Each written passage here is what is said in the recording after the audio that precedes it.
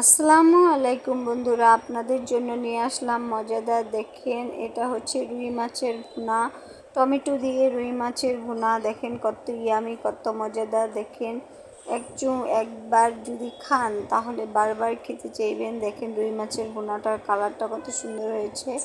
চলেন চলে যাই কিভাবে রুই মাছটা ভুনা করে। এখানে দিয়ে দিল পেঁয়াজ, কাঁচামরিচ আর তেলটা দিয়ে, পেঁয়াজ কাঁচামরিচ তেল দিয়ে, তো এই যে দেখো, আর দিয়ে দিল আদা রসুন বাটা 1.5 টেবিল চামচ। তো আদা রসুন বাটাটা দিয়ে এখন এই যে তেলের মধ্যে একদম ভাজা ভাজা করে নেবে। তো এই যে দিয়ে দিল পানি, পরিমাণ মতো পানি। তো এই যে মশলা কষানোর জন্য অল্প পানি দিয়ে দিল, দিয়ে এখন এই যে মশলাটাকে ভালো মতো কষিয়ে নিতে হবে। রান্নাটা করার জন্য কিন্তু মশলা ভালো মতো করে কষানো হবে। এই যে দেখো, দিয়ে দিল লবণ, স্বাদ মতো লবণ, পরিমাণ মতো লবণ, যতটুকু লবণ লাগবে দিয়ে দিল। দিয়ে এখন এই যে দিয়ে দিতেছে মশলাগুলো। এখানে আছে হলুদ, মরিচ, ধনিয়ার গুঁড়ো, তিনটা একসাথে মিক্স আছে। তো এই যে দেখো, 2.5 টেবিল চামচ হলুদ, মরিচ, ধনিয়ার গুঁড়ো দিয়ে দিল আমার আম্মু। এই যে দিয়ে এখন নেড়ে চেড়ে দিতেছে সব মিক্স করে সুন্দর মতো করে।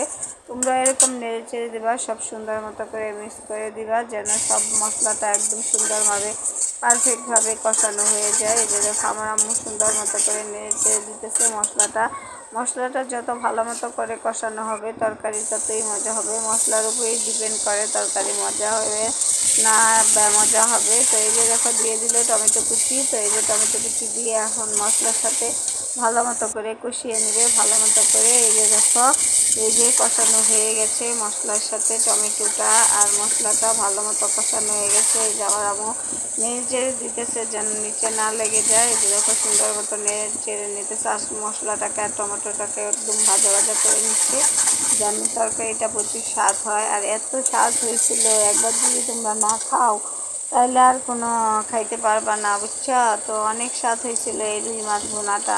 তো এই যে দেখো, রুই মাছগুলোকে ছোটো ছোটো পিস করে কেটে দিয়েছে। এরকম তোমরা যদি বড় রাখতে চাও বড় রাখতে পারো।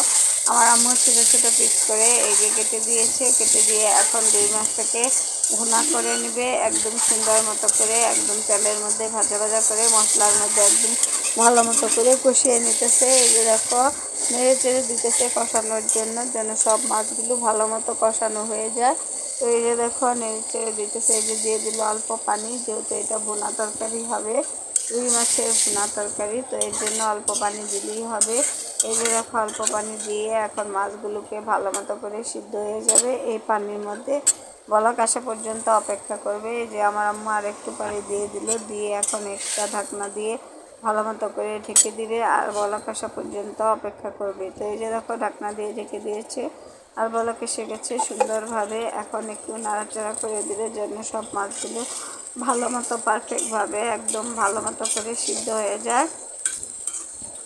অনেক মজা এই রুই মাছের ভুনা টমেটো দিয়ে, সেই স্বাদ, প্রচণ্ড স্বাদ, প্রচুর স্বাদ। তো এই যে দেখো, বলক এসে গেছে। আমার আম্মু একদম সুন্দর মতো করে নেড়ে চেড়ে দিল, যেন মাছগুলো সব ভালো মতো সিদ্ধ হয়ে যায়, টমেটোগুলো ভালো মতো সিদ্ধ হয়ে যায়। এই যে দেখো, দিয়ে দিল জিরার গুঁড়ো পরিমাণ মতো লাস্টে। এই যে জিরার গুঁড়ো দিয়ে এখন এই যে এটাকে এখনই এই যে নামিয়ে ফেলবে, আর আমরা গরম গরম ভাতের সাথে খেয়ে ফেলবো। এই যে দিয়ে দিল ধনিয়া পাতা কুচি পরিমাণ মতো, এখনই নামিয়ে ফেলবে। তো আমার আম্মুর রান্না কার কার ভালো লাগে, কার কার ভালো লাগে না, তোমরা কেউ একটু শেয়ার করো না? তোমরা ভিডিওগুলোকে একটু বেশি করে শেয়ার করে দিবা।